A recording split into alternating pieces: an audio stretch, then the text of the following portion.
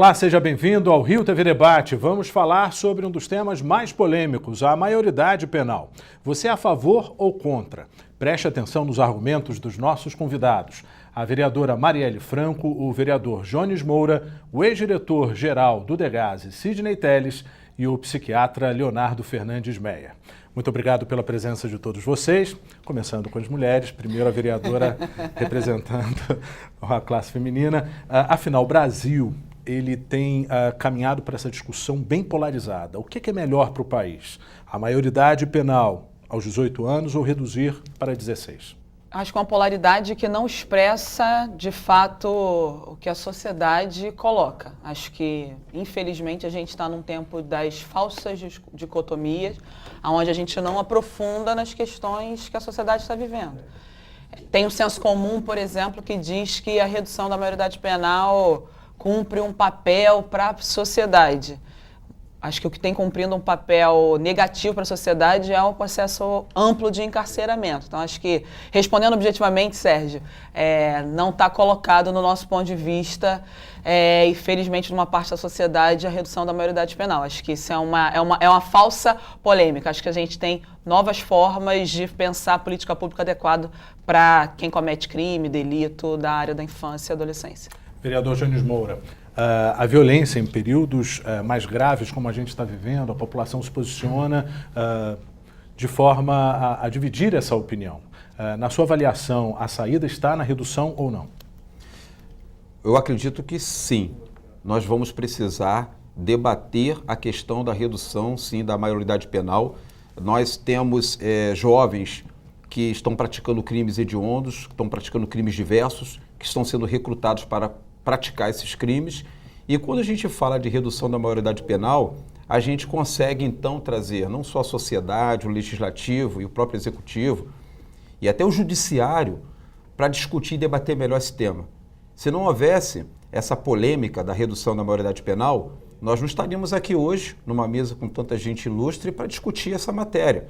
E a gente precisa discutir isso. Eu acho que, na verdade, a gente vai acabar inclinando aqui, que, inclusive, é um tema tão difícil, e eu acredito que todos nós vamos concordar que tem um sistema muito errôneo, que está causando problemas, a ponto de nós hoje temos que discutir redução da maioridade penal.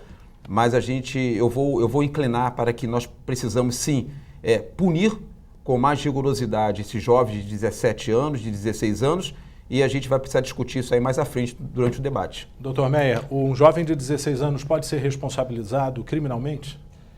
Sérgio, eu acho que essa é uma pergunta que depende da perspectiva que partirmos para respondê-la, né? Porque, por exemplo, né, o nosso Código Penal, que infelizmente é desatualizado, ele vem aí, né, de 1940, teve uma revisão posterior, mas enfim, continua desatualizado. O que nós temos como responsabilidade penal? Ora, o indivíduo tem que seguir o critério biopsicológico, ou seja, ao tempo do fato ele tem que ser capaz de entender o caráter delituoso e de se determinar de acordo com esse entendimento.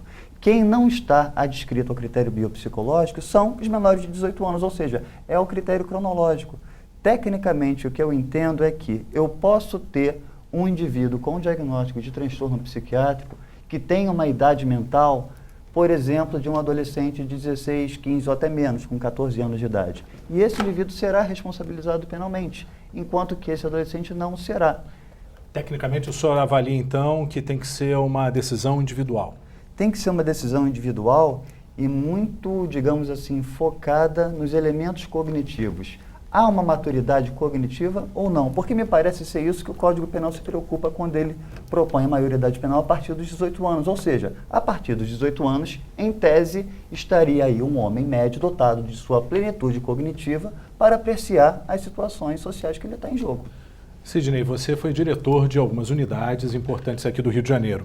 A gente tem como mensurar essa avaliação, ou seja, tem como medir se esse jovem poderia estar em um sistema prisional ou melhor estando num centro de recuperação como você dirigiu? Sérgio, a questão da responsabilização, que é o foco principal, né, de trazer esse debate à tona, ele é, na verdade, omitido.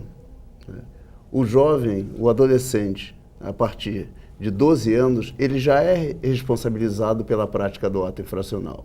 Então, de que forma ele vai cumprir, né? Ele vai cumprir as medidas socioeducativas. Esta é que é a questão. Hoje, o sistema socioeducativo, as unidades para cumprimento de medidas socioeducativas, elas não oferecem um mínimo para a ressocialização desses adolescentes.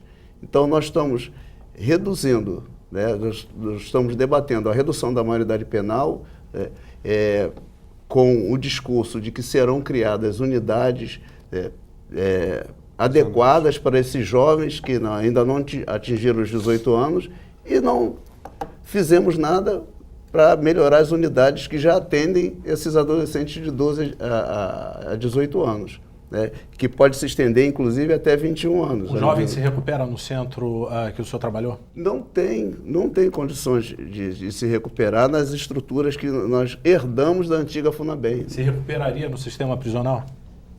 Aí é o fracasso, né? Nós estaríamos fadados ao fracasso, né? Porque a população carcerária hoje, principalmente aqui no Rio de Janeiro, parece que a capacidade do sistema prisional é para 24 a 25 mil, né, pessoas, né? Se é que as pessoas que entram nesse sistema não são tratadas como tal, apesar de serem, não são tratadas como tal. E nós temos mais de 50 mil pessoas encarceradas, fora as outras que ainda não, os mandados que não foram cumpridos. Então, transferir para o sistema prisional uma responsabilidade que é a nossa ainda do sistema socioeducativo. Então, a redução da maioridade penal, nesse momento, ela serve, né, de uma cortina de fumaça para mascarar outros problemas que são mais graves. Vereadora, a redução da maioridade penal agravaria ainda mais o sistema penitenciário, que também tem dificuldades em recuperar pessoas que cometem crimes e não só jovens infratores? Acredito que sim. Acho que nenhum espaço de privação de liberdade hoje, no modelo que ele está, e aí acho que a gente precisa considerar essas falas para além da nossa perspectiva de que cada um tenha, da perspectiva técnica de quem dirigiu, de quem dirige ou de quem está por dentro. Os próprios agentes da segurança pública ou os agentes de educação que estão dentro do DEGASE questionam o modelo, e acho que as sanções já existem, inclusive poderiam ser cumpridas em liberdade assistida, em meio aberto, na perspectiva mais ampla. Porque o que não fecha na minha conta é o seguinte: como que a gente tem um modelo cada vez mais de encarcerar, não só a população carcerária, mas de encarcerar, de fechar, e isso não ter resolução. Qual é a mudança de chave? A gente não tem apresentado. O endurecimento das penas ou a redução da idade, infelizmente, está colocado como um fracasso, seja no socioeducativo, seja no sistema penitenciário. Pensar em novas formas não é porque é bonzinho, é pensar nova forma de fazer diferente uma política pública que, infelizmente, até hoje a gente está vendo que não tem produzido outros resultados. Vereador, recuperar não é dar opção de educação, oportunidade. Isso é oferecido nos dois sistemas ou não? Ou seja, tanto faz ele estar no sistema de recuperação, entre aspas, ou no sistema prisional? Olha, as palavras aqui do Sidney, que atuou e trabalhou no Departamento Geral da Ação Socioeducativa, são as palavras que realmente a gente vai usar aqui de base para dizer num contexto geral. A gente aqui vive numa sociedade que hoje em dia tudo é bem transparente pelas redes sociais, ninguém mais é enganado. Nós sabemos que o sistema do Departamento Geral da Ação Socioeducativa, não estou usando as palavras dele não, estou usando as minhas, elas não funcionam. E sabemos que o sistema prisional também para os adultos, elas também não funcionam. Eles tiram da sociedade esses elementos que praticam crime e devolvem 3, 4, 5, 6 vezes pior. Você hoje não entra no sistema penitenciário se você, isso são que as reportagens, as matérias nos transparecem, você entra lá, a primeira coisa que você tem que fazer é escolher uma facção para participar, senão você morre lá dentro. Então é um sistema que não funciona no Brasil. Assim como nos centros de recuperação também existe divisão. Sim.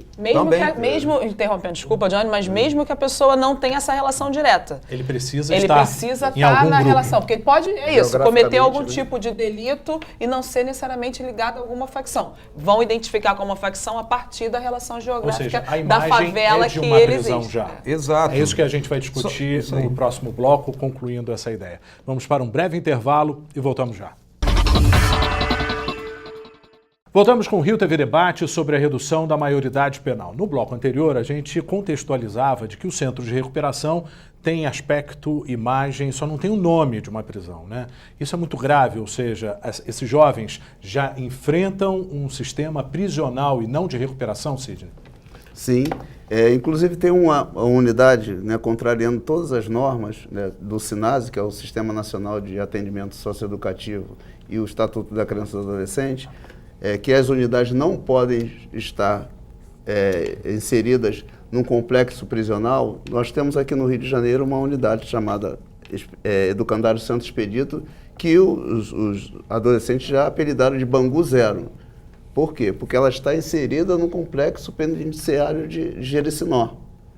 Se esses jovens já estão num ambiente apelidado de Bangu Zero, existem facções, a gente entra em uma instituição como essa e a gente observa a privação de liberdade, enfim, até um ambiente às vezes pior do que o prisional. Por que a redução da maioridade seria um caminho, doutor? A redução da maioridade penal, ela provoca um debate. Eu fico com dificuldade, Sérgio, de realmente trazer a redação da matéria que está sendo colocada no Congresso Nacional para dizer que aquilo ali é o caminho. A gente hoje, inclusive, quando vai falar de segurança pública, a gente precisa resolver vários caminhos. E uma das maiores dificuldades que tem é começar por um caminho. Porque quando você começa por um, vem alguém vai dizer que aquilo não resolve a segurança pública. Aí quando você vai tentar resolver um outro problema, aí vem um outro e vai dizer que aquilo não resolve a segurança pública. Quando, na verdade, cada um deveria fazer o seu papel, a sua parte. E quando eu digo cada um, eu digo os legisladores do Congresso Nacional, a Alerj, aqui no estado do Rio de Janeiro, as câmaras municipais de todas as cidades do nosso Brasil. Uma das perguntas que eu faço, por que a gente não municipaliza a questão da construção de presídios? Sabe? Eu não estou dizendo com isso que a gente vai motivar que tenha mais presos. Eu estou dizendo com isso que a gente já consegue dar um pouco mais de dignidade para essa população carcerária. A gente municipaliza hospital, municipaliza escola, mas não municipaliza as questões da segurança pública. Que cada prefeitura poderia construir um presídio que resolveria o problema do estado do Rio de Janeiro e de todos os estados do Brasil. E eu queria até aproveitar a presença do psicólogo Fernando Schmeyer aqui e fazer algumas perguntas. Por exemplo, por que eu entendo particularmente que, aí voltando à questão da redução da maioridade penal, que é o que eu quero provocar aqui, eu entendo que a gente precisa escalonar idades para poder entrar nas questões de punições. A gente tem que fazer isso aí, porque senão a gente não tem outro parâmetro. Só que são números, isso é numérico. Mas por que eu tenho que punir de uma maneira quem tem 17 anos e 11 meses de idade, e aí passou 2 meses eu tenho que punir radicalmente de uma outra maneira? Qual é a diferença desse camarada aqui com 2 meses de quem vai fazer 18 anos? E aí eu começo a entender, aí eu levo esse questionamento para o senhor, a entender que eu acho que tem que ser repensado todas as esferas de idades para se punir as pessoas. Então eu acho que com 14 anos tem que ter punição, com 15 tem que ter punição, com 13 tem que ter punição, 17 anos tem que ter punição, mas todas elas de módulos diferentes. Mas todos eles têm que ter 2 coisas importantes. Ele tem que ter a sensação de culpa, descobrir que ele é culpado pelo que ele fez, e o segundo importante, ele tem que gerar nele a sensação do arrependimento. Ele tem culpa e por isso ele se arrepende, mas cada um na sua idade. Mas por que no Brasil você só corta em 2? Você diz que do 0 até 17 anos e 11 meses e alguns dias é de uma maneira, passou disso aí é de uma outra maneira. Eu discordo desse tipo de processo.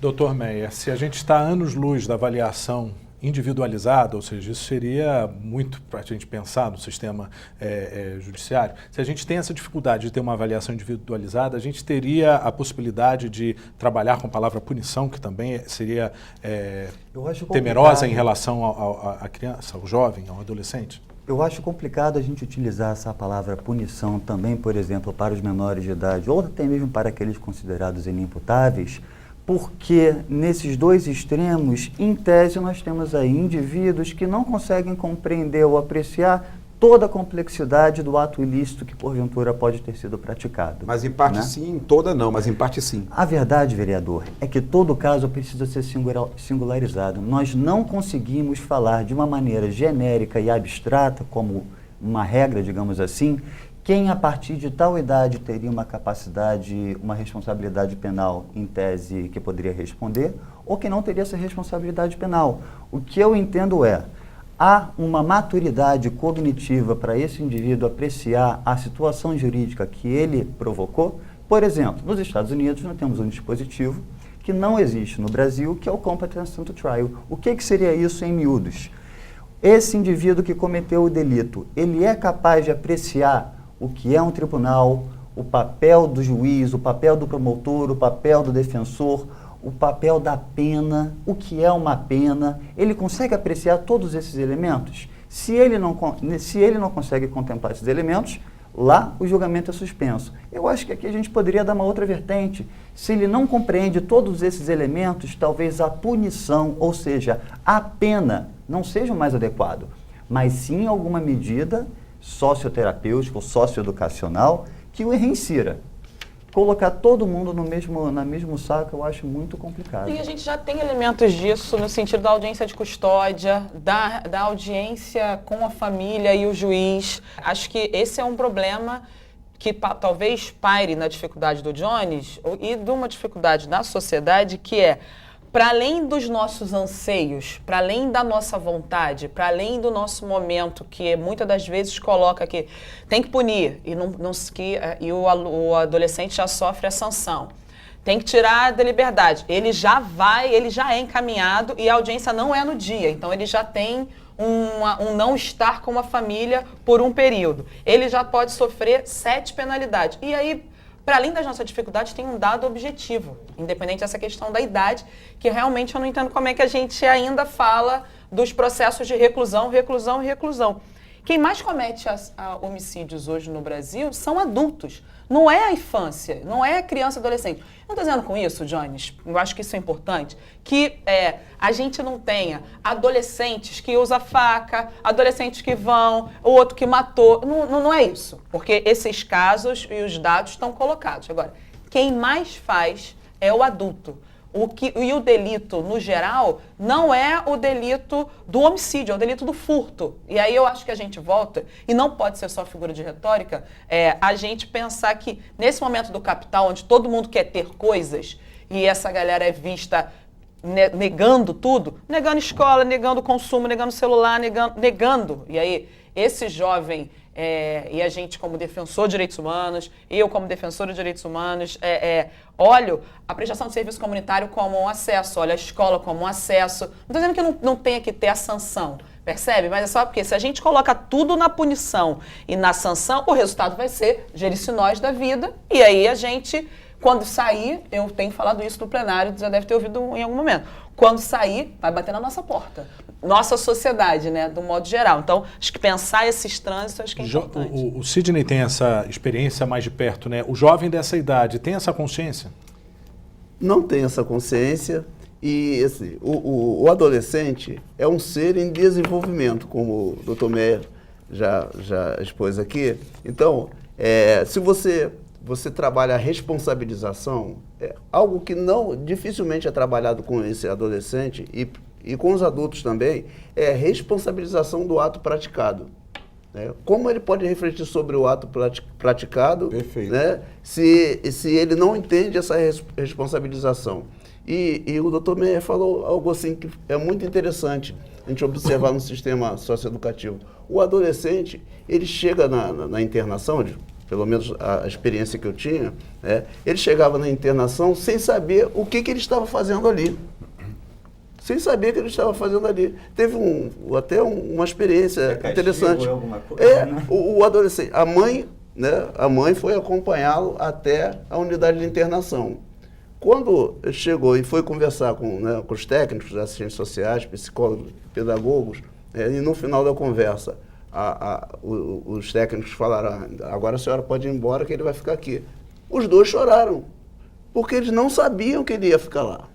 Então isso não foi dito na audiência para eles. Como, assim, as audiências, esses jovens, esses adolescentes e seus familiares, eles são processos, eles não são pessoas. Eles são tratados como papéis, como processos. Então, se você não individualizar, né, esse atendimento, se você não conversar com as pessoas, se você não responsabilizar, não disser que cada responsabilidade que cada um tem, né, não é só o adolescente que tem responsabilidade, não é só o familiar que tem responsabilidade, a sociedade tem responsabilidade, o poder judiciário tem responsabilidade, né? A segurança pública tem responsabilidade. Sistema Então, tá todos todo nós errado. temos responsabilidade, mas cada um tem que assumir a sua responsabilidade. Quando a vereadora Marielle Franco fala das questões das medidas em meio aberto, por exemplo, a prestação de serviço à comunidade. Um adolescente que praticou um ato, né, um furto contra um idoso, uma idosa, né, vai fazer uma prestação de serviço num asilo. Isso não traz mais reflexão para ele do que ele ficar preso, confinado num espaço onde todo dia ele tem que lutar pela sua sobrevivência? Então, se ele não consegue refletir sobre o ato praticado, como é que ele pode crescer, como é que ele pode melhorar, como é que ele pode evoluir? Ok, Sidney, então nós vamos para o último intervalo do Rio TV Debate. Voltamos com o último bloco do Rio TV Debate falando sobre maioridade penal. No bloco anterior, o senhor falava sobre a questão das medidas socioeducativas, são 7, não é isso? 6. 6, né? A gente sabe da brevidade e da excepcionalidade, não é isso? Isso é cumprido, essas medidas são suficientemente lidas na sua essência, na sua avaliação? Então, Sérgio, esses dois princípios são os mais desrespeitados na aplicação da medida socioeducativa, né? O princípio da excepcionalidade. Qual seria o princípio básico para a internação? Se fosse casos excepcionais. Mas não acontece isso Não na prática. acontece, né? Casos geral, corriqueiros virou, né, norma. O que Nem a deveria brevidade. o que deveria ser exceção virou regra. E o princípio da brevidade, né? Quanto menos tempo o adolescente ficasse privado da sua liberdade, né, mais eficaz seria essa medida de internação. Por quê? Não deixar o jovem se acostumar com aquele ambiente. É fundamental. É no susto que você tira ele. Se essa ideia de não deixar ele acostumar nesse ambiente seria uma das premissas do ECA, enfim, o que seria positivo reduzir e deixar esse jovem no sistema prisional, vereador? A gente precisa reduzir a maioridade penal quando a gente diz que quem tem 17 anos, quem tem 16 anos, precisa ser tratado diferente de quem tem 13, 12, 14 anos. A gente precisa, nesse discurso, eu sou extremamente contra a maneira como está colocado. Eu não acredito que a gente vai pegar um jovem de 16 anos e vai colocar nesse sistema penitenciário que está aí e vai resolver o problema. Eu não acredito nem que se colocá-lo numa Fundação Casas, num sistema desse que está aí hoje para tratar dele e regenerá-lo, que isso também vai dar jeito. Isso eu não estou acreditando. Essas medidas seriam suficientes, essas 6 medidas que vão desde a advertência até a internação? Essas medidas, hoje, elas não são eficientes. O que eu preciso pontuar aqui é o seguinte, Sérgio, eu não quero aqui ser o polêmico do bandido bom é o bandido morto, mas eu quero dizer uma coisa importante. Isso aí, né, gerador de votos isso, né? Mas o que a gente precisa colocar e pontuar, deixar bem claro, é que a sociedade não tem essa de que a sociedade está dividida e a sociedade aqui é por um lado. A sociedade toda, no modo geral, ela quer uma resposta. E a resposta de quê? A resposta é que esses jovens de 16, 17 anos estão estuprando. Eles estão matando, estão portando fuzis, estão matando policiais, eles estão sendo recrutados pelo tráfico e a gente precisa retirar essas pessoas desse convívio e trazer pelo poder do Estado. O Estado tem que ter poder para ter reação quanto a isso e dar resposta à sociedade. Então esse elemento que praticou esse crime, ele precisa ser regenerado. As medidas socioeducativas têm que ser aplicadas, a gente não abre mão disso, mas também não dá para dizer que esse camarada que estuprou e que matou a família da sociedade, que ele vai ter ali um aprendizado, vai aprender matemática, português, vai ter um curso profissionalizante, vai sair ali, vai dormir, vai acordar, vai comer uma fruta e vai viver uma vida como se fosse um spa. Ele tem que sofrer ali um processo, sim, de reclusão, ele tem que ser afastado da sociedade, passar por um processo punitivo e, ao mesmo tempo, socioeducativo, para gerar nele arrependimento. E como aqui o diretor bem colocou, é preciso que ele se sinta que ele é culpado do que ele cometeu. E aí a gente precisa trabalhar, após ele entender esse raciocínio de que ele tem culpa e de que ele se arrependeu, ele volta para a sociedade, porque se ele não se arrepender, e aí os psicólogos vão tratar disso, não se arrepender, esse camarada não pode voltar para a sociedade, que fique 5, 7, 8, 10 anos preso, até que ele se arrependa e entenda que errou, porque eu não vou fazer a sociedade, eu não aceito a sociedade pagar pelo sistema tudo que está errado dessa maneira. Vereadora, a senhora concorda que esse é o caminho? Não, desde o spa, realmente não entendo, Jones, porque spa, para quem sofre tortura, come comida estragada, é a gente olhar a alimentação sendo negada dentro da saúde pública, quanto mais em lugares de privação de privacidade. Não é isso que se propõe. Se propõe uma alimentação... Não é... Bom, a gente tem a orientação nutricional disso aí, eu não estou defendendo que a gente agora vai entrar se é orgânico ou se tem agrotóxico. É porque senão acho que a gente falseia o problema dos meninos de 17 anos que portam fuzil e como é que aquele fuzil chega lá. Como é que a gente enfrenta o debate da indústria bélica e armamentista? Porque senão é só quem está na ponta. Marielle, e aí como que você tá pune? Na ponta, mas pune pelo processo de sanção que a gente falou nos 2 blocos anteriores, sem a liberdade. Eu concordo com você o debate do arrependimento, mas não pode ser só para o processo de culpa. Então você se a gente não entrar prende. num processo... Não falei que não prende. Falei que a gente tem medidas que têm sanção, que prende de acordo com a brevidade, de acordo com a excepcionalidade, de acordo com o crime, de acordo com a família. Tem elementos anteriores que a gente não pode só ficar se atendo a prende e deixa lá. Você falou de 5, 10, 3, 6 anos. Se não se arrepender, sim. Mas eu acho que, a gente sabe das nossas diferenças e não é na interrupção que a gente vai resolver. Uma medida socioeducativa. Então, mas deixa eu esperei. Eu não libero esse jovem se ele não ficar ressocializado. Eu esperei você concluir. Deixa só eu concluir, porque eu acho que tem formas de garantir a relação com o território, a relação com a família, e não é passagem de mão na cabeça. A gente está falando aqui de responsabilização que passa por sanção e por punição, que não é só no espaço da reclusão, porque, volto a repetir, e realmente me incomoda assim, essa medida ele vai cumprir e vai sair, e vai bater na porta dessa sociedade que está aí. Não é à toa que a gente tem vários, infelizmente, meninos e meninas que passaram 3, 6, 5, 7 vezes pelo Degase. Se a reclusão e a prisão solucionasse, ele não voltaria.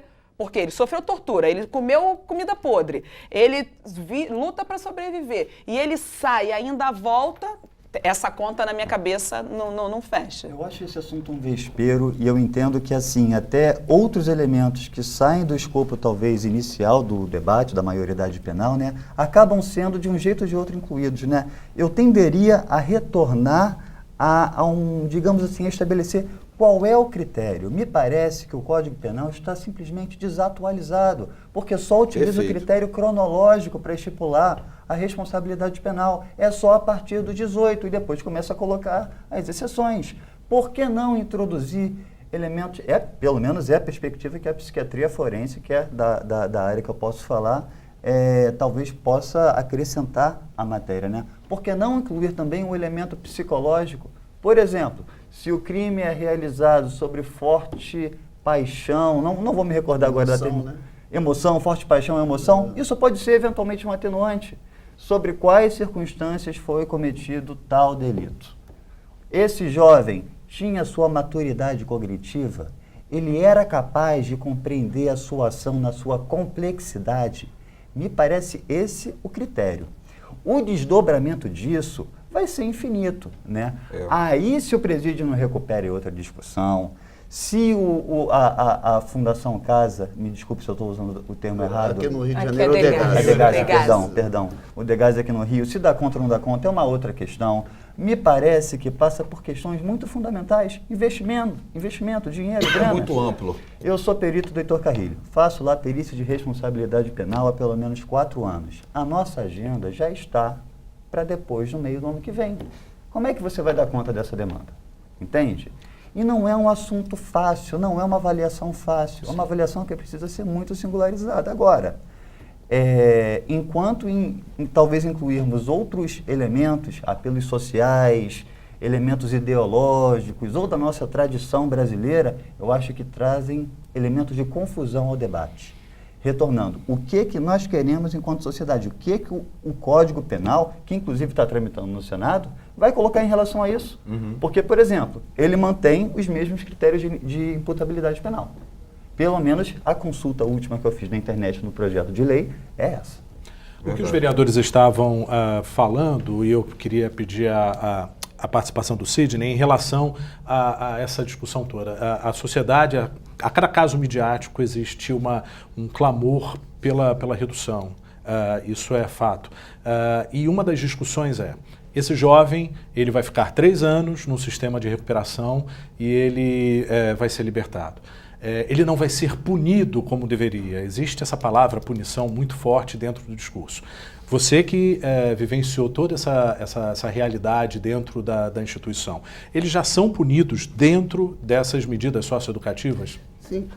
A privação de liberdade é a maior punição que uma pessoa pode ter. Concordo. A privação da liberdade, ela já é uma punição por si só. E o Dr. Meyer, ele pode nos esclarecer sobre isso, né? Alguns profissionais da saúde mental afirmam que o adolescente, ele vive 3 anos a cada ano, né? Então, uma medida socioeducativa de 3 anos surtiria o efeito de 9 anos no adulto. Por ele ser mais intenso, é isso? Esse seu ponto, Sidney, assim, né? Vamos lá. Provavelmente, sem também incluir elementos ideológicos ou de ativismos e tal, que acho que atrapalham uma apreciação. Mas desculpa, né? É só porque eu acho que a gente também cumpre papéis partidários e ideológicos dentro do ponto de vista. Não, é só porque você falou isso 3 vezes meu posicionamento costuma ser muito reto nesse sentido elaborado. Perfeito, mas é porque, novamente, eu como psiquiatra forense, eu só tenho a contribuir, acho que o máximo nesse debate, com esses elementos técnicos que não estão, que eu realmente não tenho essa perspectiva de comunidade social, como, por exemplo, os vereadores têm, que estão aqui na mesa. Né? Mas pegando esse ponto do Sidney, assim, provavelmente existe um grupo de jovens potencialmente mais propensos à prática delitiva, seja lá por que motivo for. Isso é uma discussão à parte. Talvez esses jovens tendam a reincidir muito mais. Será que são esses que reincidem? Eu não sei. O que eu vejo também é que falta muita pesquisa científica no âmbito penal e que poderiam nos esclarecer em relação a isso. Porque eu digo que em relação aos pacientes psiquiátricos, existe um grupo potencialmente mais grave que, por determinantes sintomatológicos, estão muito mais propensos à prática de delito. Queria pegar um gancho depois. Não por elementos caracteriológicos. Essa questão da culpa, do arrependimento, eu entendo que são elementos caracteriológicos muito difíceis de serem avaliados de uma maneira categórica. Talvez outros elementos sejam de mais-valia nesse tipo de apreciação. Perfeito. Infelizmente, o tempo é curto e o tema é muito bom. Então a gente vai para as considerações finais. Vereador, por favor, sua participação. Vou dar as considerações finais pegando o gancho. A gente quer realmente promover esse debate, propondo sim a sociedade como nosso alvo principal que tem que ser protegida. Eu tenho isso como meta. A gente vai usar aí sim as reuniões das nossas bancadas para interferir lá no Congresso Nacional nessas questões aí como a sociedade alvo principal. Isso significa que se um menor de 17 anos praticou, por exemplo, um estupro seguido de morte, ele afetou aquela família, aí quando a gente fala de encarcerar esse jovem, a gente na verdade está falando aí de algumas coisas que devem acontecer, que são prioridades para a sociedade. Por exemplo, aquela família que toda ela é vítima e traumatizada, ela precisa ter essa sensação de que não houve impunidade. Segundo, eu preciso trazer esse elemento para dentro do poder do Estado para ressocializá-lo. Mas ele precisa ter um entendimento que ele tem culpa e que ele tem que ter arrependimento. A gente não vai passar a mão na cabeça. E depois a gente tem que mostrar para toda a sociedade que também se compadeceu daquela ocorrência com aquela família, de que a sociedade está vendo que o poder do Estado funciona, que é essa que tem que funcionar, não é o poder paralelo, é o poder do Estado real. E depois a gente tem que mostrar também para os jovens de 17 e 16 anos que não façam esses erros, porque não vale a pena, porque vai ser encarcerado sim, vai ser punido e é muito ruim e é doloroso. E se não se regenerar, não se arrepender, fica 2, 3, 5, 7, 8, 10 anos até que venha o arrependimento e a regeneração completa. Não o sistema atual que está aí, até como a vereadora Marielle Franco disse, que aí eu estaria colocando ele para ser pior, mas que a gente tem que mudar todo um sistema, para que o sistema funcione. E se funcionar, sim, regenerou, se arrependeu, aí volta para a sociedade. Senão a gente tem que olhar primeiro para a sociedade. Sidney, sua conclusão. Então, existem 60 projetos, né, na Câmara Federal, inclusive alguns propondo a redução para 12 anos, redução da maioridade penal para 12 anos. Então, esse debate está muito mascarado, né, porque há outros interesses, né, interesses a partir do aumento da população carcerária, em privatização, né, dos presídios, vamos colocar mais jovens dentro das unidades prisionais e vamos depois privatizar isso. Há interesses econômicos por trás disso. Agora, é muito importante que cada ente assuma a sua responsabilidade. O município, ele tem a responsabilidade das medidas em meio aberto. Invista. Tem projetos exitosos dentro do próprio município, né, que sofrem solução de continuidade e que poderiam reduzir o número de adolescentes nas unidades socioeducativas.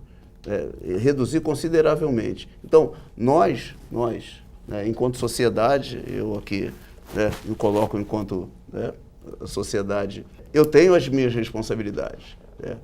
Os senhores, enquanto legisladores, têm as suas responsabilidades. O executivo tem a sua responsabilidade. Que cada um assuma a sua responsabilidade nesse processo. E vamos debater, sim, a questão do tráfico de armas, né? Da questão da cultura dentro das comunidades, do respeito à vida. Todos os alunos das escolas, todas as pessoas, todo cidadão alfabetizado devia ler o artigo 4º do Estatuto da Criança e do Adolescente. Ler, né, e lutar para que ele seja cumprido. E assim nós teremos uma sociedade melhor, mais justa. Vereadora, sua conclusão. Acho que não tem sociedade apartada.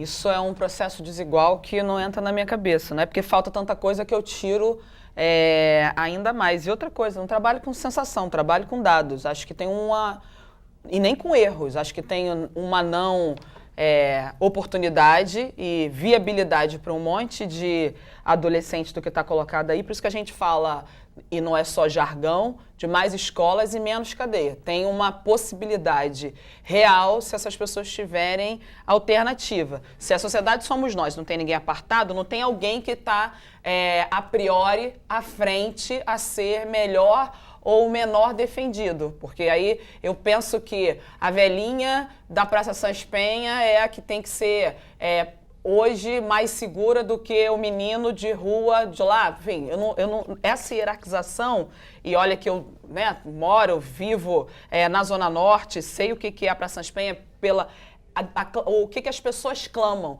Hierarquizar essa dor é olhar que tem uma parte fora da sociedade. É eu não olhar para o relato do Maia no sentido de que os profissionais do CRES, os profissionais da psiquiatria forense, precisam ser fortalecidos nas suas funções. Porque se eu falar que o sistema está todo ruim, a gente vai para casa, né? Não legisla, não fiscaliza, não atua, não agenda, e acho que nesse sentido a gente não garante direitos. Como é que garante nesse sentido direito? Eu acho que tem um fortalecer dos indivíduos, dos profissionais que ali estão, mas qual é a gestão colocada para esse lugar? E acho que a gente tem alternativa via CRES, via CRAS, para que o processo hoje de direitos venha na frente e não da retirada de direitos desses meninos e meninas que tenham cometido ato infracional. Doutor Meia. Como comentário final, acho importante ressaltar, né, que a gente falou tanto de ineficácia do sistema, né? Um dado estatístico que não está trabalhado, mas é uma pesquisa inicial que estamos conduzindo lá no Heitor Carrilho, né? Por exemplo, salvo engano, de 2011 a 2015, entre todos os indivíduos avaliados em cessação de periculosidade que foram submetidos a tratamento psiquiátrico compulsório, menos de 10% reincidiu na prática de crime. Então, sim, o sistema é capaz de reinserir com sucesso pessoas que cometem atos ilícitos, né? O que eu acho que é principal é, talvez, cada vez mais haver um diálogo, né, do direito, dos operadores do direito, com a comunidade científica, né? Porque, por exemplo, nós temos instrumentos psicométricos que podem complementar ou auxiliar nesse tipo de avaliação para transformar esse critério cronológico antiquado, talvez num critério biopsicológico, que possa contemplar essa dimensão cognitiva que me parece o principal cerne na discussão da responsabilidade penal. Muito obrigado pela participação de todos vocês e o Rio TV Debate fica por aqui. Até a próxima.